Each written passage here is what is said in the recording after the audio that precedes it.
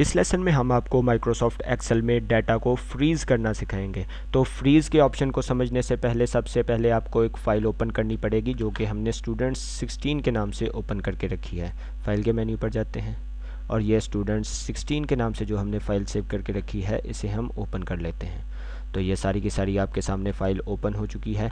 तो फ्रीज़ के ऑप्शन को समझने से पहले आपको बताते हैं, ये देखिए जैसे कि सारी की सारी आपका ये जो लिस्ट है, इसे अगर हम नीचे लेके आते हैं ड्रैग करके, ये देखें ये सारी की सारी जो लिस्ट है वो नीचे की तरफ आ रही है। अब हम इसे दोबारा ऊपर ले जाते हैं।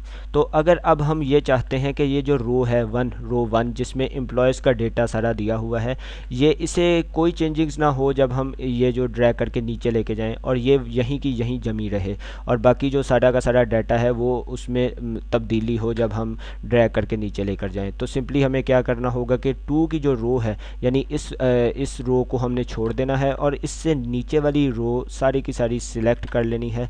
और इधर हमने सिलेक्शन कर ली हुई है, nth सेल तक हमने सिलेक्शन कर ली हुई है सिंपली 2 पर क्लिक करके। तो 2 पर हमने क्लिक किया और यहाँ से विंडो के मेन्यू से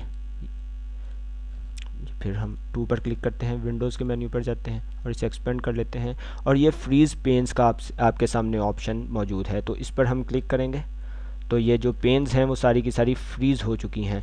तो ये जो आपके सामने 1 की रो है, सारी की सारी ये फ्रीज़ हो चुकी है।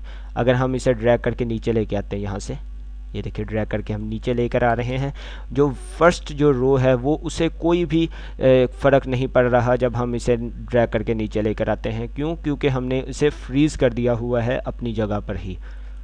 तो अगर हम इसे दोबारा ऊपर लेकर आते हैं तो ये ऊपर लेकर आए, तो ये जो रो है वो सारी की सारी इस टाइम फ्रीज़ है, जहाँ मर्ज़ी हम लेकर जा सकते हैं। और ये जो आपके सामने रो है इसे कोई फ़र्क नहीं पड़ेगा। तो जब आप इसे ख़ुद ट्राई करेंगे तो आपको सही तरीके से पता चल सकेगा।